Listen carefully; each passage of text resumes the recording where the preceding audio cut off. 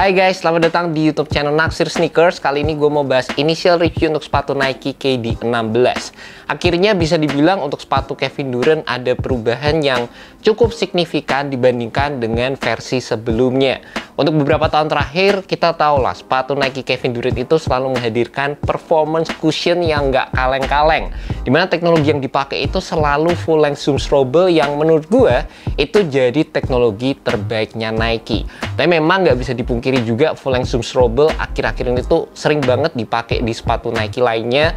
Contohnya kayak yang GT Series, terus Jordan juga udah mulai pakai teknologi tersebut. Nah, sepatu ini sekarang malah diganti guys, dimana teknologi yang ditawarkan sebenarnya tuh malah ngingetin gue sama teknologi yang ada di sepatu Nike, bukan Nike sih, Jordan Scion 2. Jadi di bagian belakangnya kita akan mendapatkan S-strobel dan di bagian depannya baru kita mendapatkan zoom unit yang terbilang cukup tebal. Tapi itu bukan zoom strobel ya guys, jadi cuma teknologi zoom yang notabene ditanam aja gitu. Tapi basically yang bikin gue cukup surprise secara implementasinya, ternyata waktu dipakai sepatu ini berasa cukup nyaman guys. Padahal kalau menurut gue sendiri secara on paper mungkin bisa dibilang teknologi yang digunakan mungkin nggak sebagus teknologi full length zoom strobel sih. Tapi ternyata waktu dipakai feel-nya oke-oke aja menurut gue, masih merupakan sepatu yang nyaman banget. Dimana menurut gue juga sepatu ini cukup berfokus dalam memberikan impact protection di bagian belakang, dimana memang air unit itu biasanya memang lebih empuk secara feel-nya, dan di bagian depan kalian masih bisa banget ngedapetin sensasi bouncy yang dihadirkan dari penggunaan zoom unit yang ada di sepatu ini. Dan yang cukup menarik juga sebenarnya untuk sepatu Nike KD16 ini, kali ini tuh Kevin Durant kembali lagi dengan desain mid-cut yang sebenarnya ini juga lebih ngingetin gue sama sepatu Nike KD14. Dimana untuk versi yang Nike KD15 kemarin, buat gue sendiri gue nggak terlalu enjoy sama fittingnya. Dimana di bagian belakang gue ngerasa ada sedikit heel slit, dan secara overall meskipun masih merupakan sepatu yang lumayan, tapi ada bagian yang bisa ditingkatkan terutama dari sisi fitnya. Dan di sepatu ini dengan adanya shape yang kembali seperti Nike KD14, secara first impression waktu gue pakai, gue juga demen sama fitting yang ditawarkan oleh sepatu ini.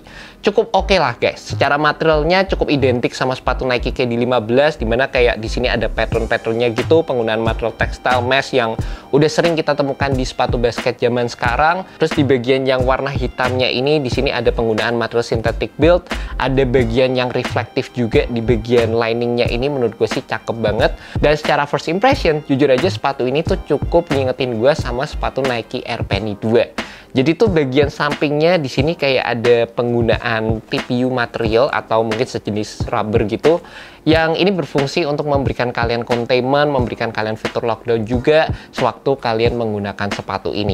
Asik banget sih, gue lumayan suka sama fitur ini guys, dimana ini memang menambahkan looks yang menurut gue sih asik juga di sepatu ini.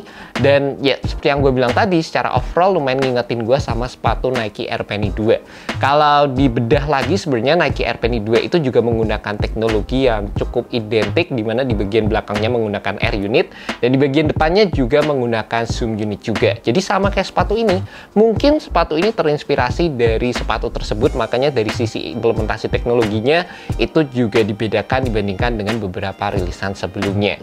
Dan salah satu aksen desain yang menurut gue kelihatan cukup premium di sepatu ini ada di area tangnya, dimana di sini ada logo Kevin Durant, terus kayak ada kayak apa ya, Mika atau ya Mika gitu guys di sini.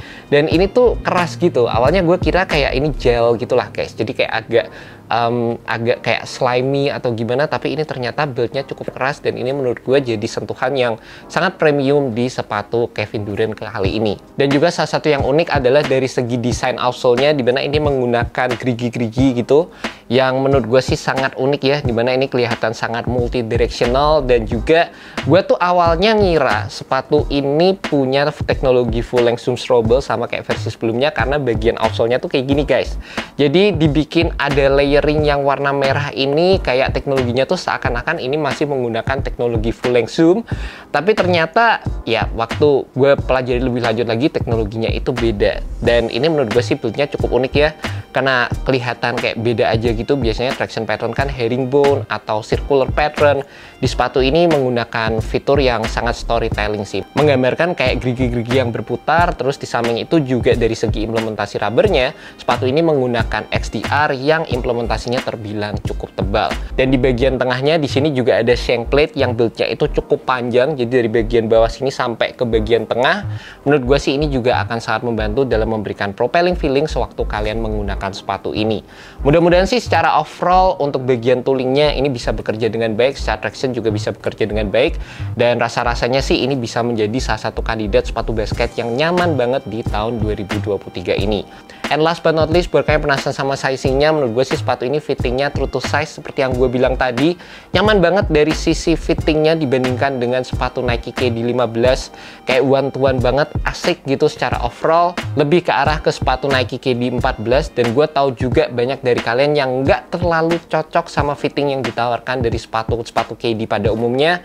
Tapi kalau kalian memang cocok sama sepatu ini, menurut gue sih fittingnya berasa cukup nyaman secara overall. Somehow sewaktu pertama kali dipakai dengan adanya penggunaan shank plate yang terbilang cukup panjang, terus di bagian depannya kalau kalian bisa lihat lebih detail lagi, ini kayak ada bagian yang sedikit melengkung gitu secara overall. Itu tuh lumayan ngebantu dalam memberikan heel to toe transition yang berasa smooth banget sewaktu pertama kali gua pakai sepatu ini. Untuk harganya sendiri, sepatu Nike KD16 ini dijual dengan harga Rp2.379.000, dan seperti biasa untuk harga dari sepatu Kevin Durant itu selalu menurut gua kayak di tengah-tengah gitu antara sepatu yang bener-bener high-end sama sepatu basket yang budget, dimana sepatu ini juga menawarkan teknologi yang menurut gue cukup di atas rata-rata. Gue sih asli seneng banget sama feel cushionnya, terlepas pertama gue ngerasanya agak kenapa kok diubah gitu guys, tapi secara foam compound, secara feel dari cushionnya itu berasa kayak enak banget sih waktu gue pakai sepatu ini. Jadi gue no complain sama sekali dari segi cushioningnya. Dan by the way, buat kalian penasaran sama video performance reviewnya, tungguin aja di YouTube channel Naksir Sneakers. Semoga video ini bisa membantu kalian dalam menemukan sepatu basket yang cocok untuk kalian. Alright guys, peace.